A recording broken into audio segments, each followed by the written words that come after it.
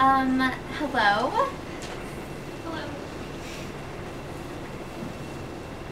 Hello. Is next. Okay. So I'm going to be talking to you guys a little bit about feminism and what is it? So started out with me and my pal Stanford, and we took that little lens quiz, and we got really stoked on this feminist lens idea. Mostly stoked because we both had the same one. But that took me to a book that was recommended, My Antonia by Willa Cather, which I really loved, and it's about this young girl, Antonia, and her life and relationships with everyone around her, written from the viewpoint of her neighbor and friend, Jim. And so after reading this, I was wondering whether I should still look to the feminist lens, because I didn't know that much about feminism in the first place and wasn't really passionate about it at all. And there was so much in the book that I could have talked about.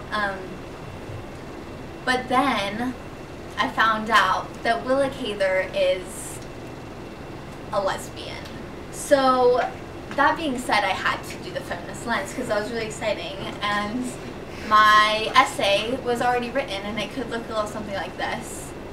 My Antonia incorporates many feminist elements because Cather is a lesbian. So I figured it was done at that point. And back to Stanford, he recommended a film, Itty Bitty Titty Committee, which not only focuses on lesbians, but also feminism. And I didn't like it, but it very obviously related to elements in my Antonia, but I couldn't really figure out what they were, because there are such different stories and different time periods. And in my research, I found that feminist does not equal lesbian, and so then I wondered what it was. Kind of. And there is no one definition, which made for a difficult study. Pat Robertson defines it as a socialist, anti-family political movement that encourages women to leave their husbands, kill their children, practice witchcraft, destroy capitalism, and become lesbians. So he kind of was going for the original route that I was thinking. And then from the Merriam-Webster dictionary, it says the theory of the political, economic, and social equality of the sexes. And so that was kind of more of a broad, not very interesting, boring perspective. And nothing seemed to encompass the feminism that I observed in these works.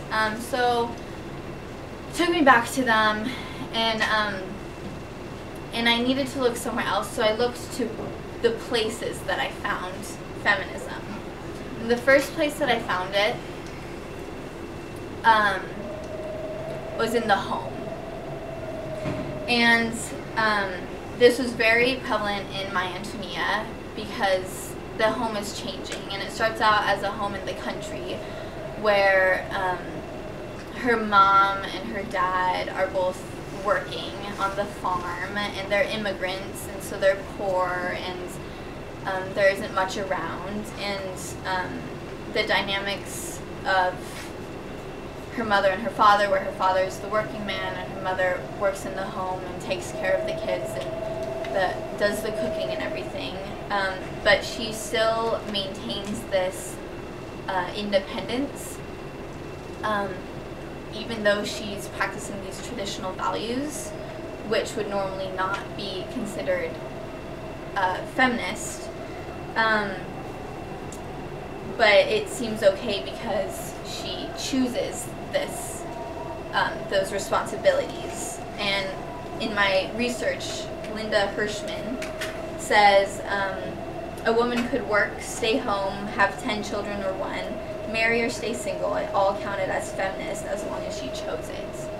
So that was my first main idea in defining feminism, was that it's about independence and about choice. So then I looked to the workplace, and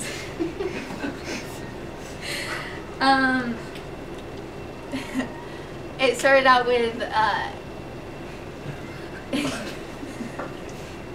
figuring out what was okay for where was okay for a woman to work, and it turns out some people think there are such things as a pink collar job, which is like the waitress and the stay-at-home mom and the nurse or the dental assistant or whatever that we associate with being women and that stereotype. But very much in these works, they both work to break the stereotype of the pink collar jobs. And in my Antonia, the beginning when she's in the country, there are at least a few parts that she emphasizes that she doesn't care that people think that she is doing the work of a man in the field. She likes it, and she likes to be like a man. And in Itty Bitty Titty Committee, the main character, Anna, actually starts out working in a plastic surgery office as a receptionist, and but she joins a group called Clits in Action, and they are a radical feminist group that are very political and trying to make a point in society through kind of radical means. So she joins that and quits her job and focuses on that. And so that leads to the next place that I found it, which was actually more of a broader location, which was in expression. And I focused on Cather and Babbitt, the director of Itty Bitty Titty Committee's backgrounds, and how they're both known for emphasizing women's rights and being political activists, really. And they show that through their work, and all of their works, really, not just these two that I studied. And so my final conclusion between the three is that feminism is about independent thinking, having a choice, and having a voice. And I actually found a second definition, and it was in this man. So that's it. Thank you.